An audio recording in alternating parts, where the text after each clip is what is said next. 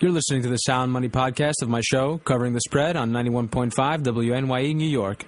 For more news and headlines, as well as our latest interviews, you can visit our website at coveringdelta.com. Joining us now is Dr. Kiriakos Tobras. Dr. Tobras, along with his colleague George Noulas, are the originators of a monumental lawsuit filed on April 9th, 2010, approximately 1 year ago. The lawsuit alleges that foreign speculators, specifically primary syndicators of Greek loans, working alongside domestic enablers within the Greek government and within the Central Bank of Greece, facilitated the manipulation of the Greek bond market for their personal financial gain. This manipulation also had the demonstrable effect of pushing the nation of Greece into the arms of the IMF and the EFSF on extremely draconian terms. Dr. Tobras, I have read through your entire lawsuit, and it is really quite remarkable. Before we get into the details of your allegations, why don't you give us a brief background into what prompted you and your colleague, Mr. Noulas, to file these charges? Look, we don't speak about any personal profit for me or for Mr. Noulas, because personally we don't get any profit for that. The profit is what we get as Greek citizens if this fraudulent speculation finally will stop here in Greece, because this destroyed the country, destroyed Greek population, destroyed Greek business, destroyed everything in this country, and it is destroying day after day sovereignty of the country. So our profit, it is a profit of a simple Greek citizen who will earn a lot whenever these things finish. And can you go ahead and explain to us then what you can tell us about the lawsuit, the circumstances of the short selling of the CDS, of the gist essentially of the lawsuit? Look, here are these charts, what we feel, this file. This is regarding the crime. This is a very typical financial crime identified as financial fraud against the state. This is the specification of the crime up to the Greek criminal law here, but also up to the other European Union criminal laws, because all the criminal laws here in the European Union regarding financial crimes are up and down the same. Mm-hmm. This crime, it was not just a simple crime committed by some single individuals. This is a crime that has been organized. It was a very, very, very good organized criminal plan, organized by a group of persons who were different persons.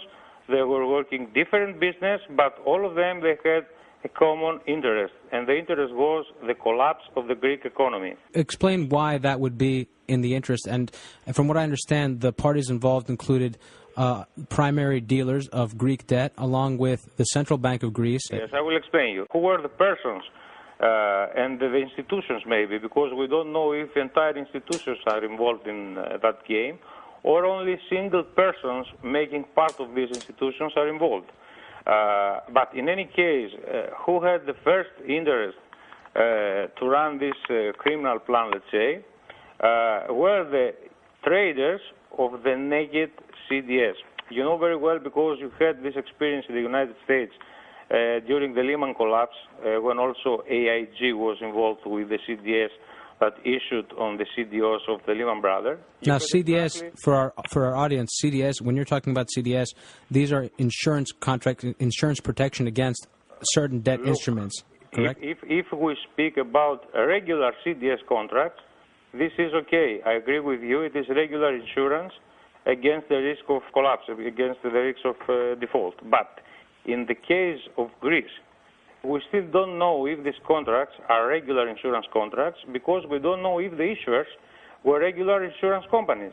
Mm-hmm. Because if you don't have an insurance company, from the other hand, you don't have an insurance contract. Because to have a regular insurance contract, you need the issuer to be a regular insurance company with the reserves to guarantee the contract that is going to issue. In our case, what is the specific Greek case, we discovered that the issuers are some offshore companies residing in some offshore islands all around the world. So they are companies that they don't have capitals and reserves to guarantee the contracts that they issue. Mm-hmm. So from the first topic, this is a pure fraud against also the holders of these contracts, even the buyers of these contracts, funds or individual investors who are investing in these contracts.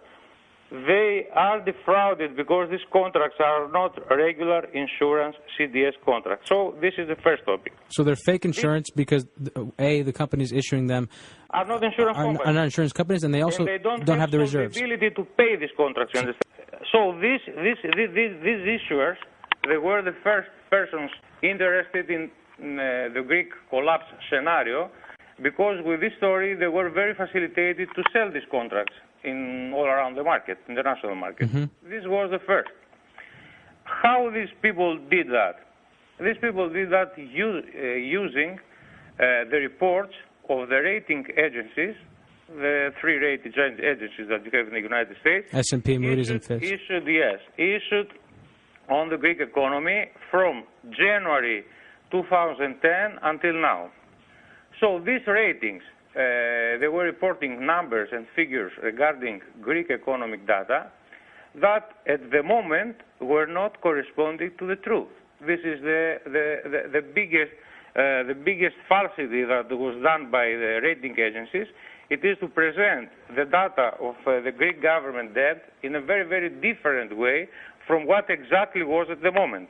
For example, they said that Greece was the country with the worst data in European Union regarding the government debt, when the Greek government debt was, as a figure, the 179% of the GDP of the country, when the average rate in the European Union was 175. It was just a 4% difference. And this 4% difference on average values could never make this holocaust what is the Greek financial crisis in this moment. And this is the first topic.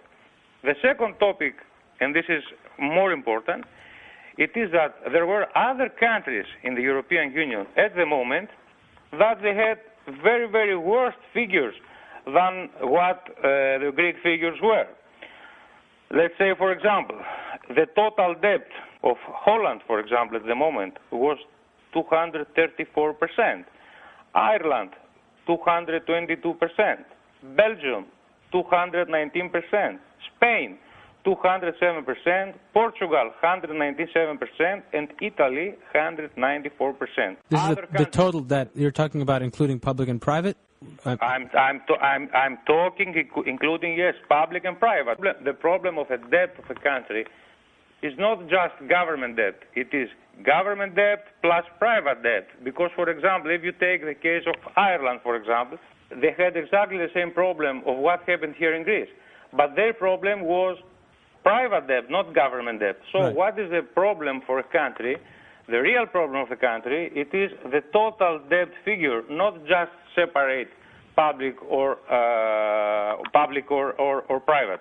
So with other countries having huge total debt problems and bigger total debt problems than what Greece had, these rating agencies, they were concentrated by issuing daily reports on Greece. And this created a vicious circle of speculation that brought the situation to what is today. Take, for example, the United States. Which is the best blue chip company at the moment in the United States? Whatever could be Google, Coca-Cola, whatever. Yeah, Okay, if rating agencies from tomorrow morning and for 12 months, they issue everyday reports claiming that this blue chip company will bankrupt in 1 month, in 3 months, in 6 months, in 12 months, in 1 year, and in 2 years, that will bring the markets to don't trust this blue chip company. That means that even the best blue chip company will never have access in the markets if rating agencies, they claim every day that this company in the short, in the medium, or in the long time will bankrupt. This is exactly what happened here. So we can say, in other words, that the rating agencies play the role of a public vetting arm or a PR arm. Okay.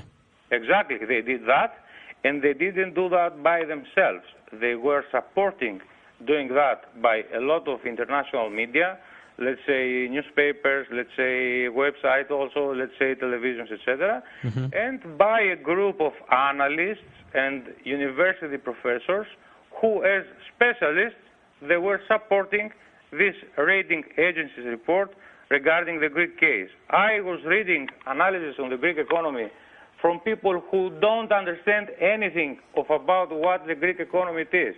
I was reading things that for more than for months, I don't remember how much time, that they don't correspond to the truth.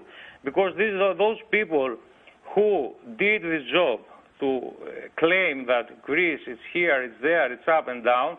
They did that only for money and for nothing else, because they don't have even the minimum notion of what the Greek economy really is, and some of them, believe me, they even don't know where Greece is. If you show them the map, they could never show you where is Greece. So when you but say they are experts on the Greek economy, understand? So this was the organization that brought to the trading of the CDS, because for the reason of these reports issued on the Greek economy, the market of the CDS, of the Greek CDS, grow up immediately. Can I ask you something? Yes. In terms of a time frame, when did this begin? You mentioned that the rating agencies started to downgrade the debt, or to begin to say that the outlook is negative. From December 2009. That's when it started. First publications were between November, December 2009. I see. Thank you. Mm-hmm.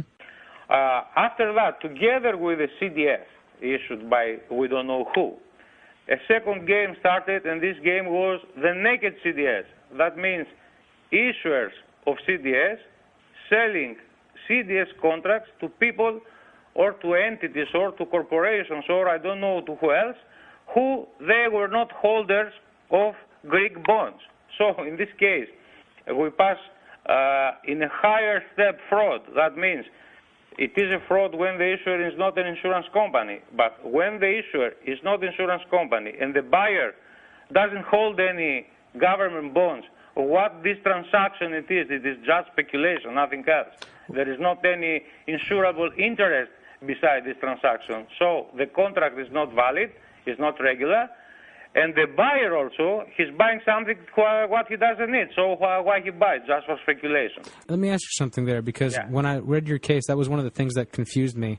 Looking at the CDS and looking at the bonds, because you do talk about the short selling of the bonds in the secondary bond. Another case right. Also. Yes. Now you're saying that it was a naked CDS because the issuer of the insurance did not own the Greek bond that they were insuring. No, the buyer of the insurance, not the issuer. The buyer of the insurance didn't. Right. Okay, I hear you. I understand. So you're saying that what happened was people were buying these insurance contracts purely as a form of speculation, to speculate on the Greek economy that the holders of this insurance now did not have any skin in. In other words, they didn't have any exposure to Greek debt, and they simply. Okay. So that's what you mean when you say naked CDS. Naked CDS. The same way that Goldman Sachs. When you buy the CDS without to have any understanding government bond to cover, when you don't have any risk to cover, you understand? Exactly. So what we saw, for example, with Goldman Sachs and other banks that had loaded up on CDS contracts that they bought from AIG that exceeded their own exposure, so that when they got... Okay. Mm-hmm. I understand now. Why those people, they bought these CDS contracts? Because hearing about these rating agencies' reports, they understood that after 3, 4, 5, or 6 months, the rates of the Greek CDS will be very, very high, you understand? So they bought CDS at lower prices, even if they didn't were holders of Greek bonds, in order to resell this naked CDS contract later to the banks who were asking for security for the bonds that they were keeping in their portfolio. You understand? This is the game what was done regarding naked CDS. And these banks, you're saying that these banks that then increased their demand for CDS contracts, they did so because the bonds in their portfolio were dropping in value, and therefore they had to adjust their risk models in order to compensate for that drop in capital. So they had to, because even the banks, and because they are very, very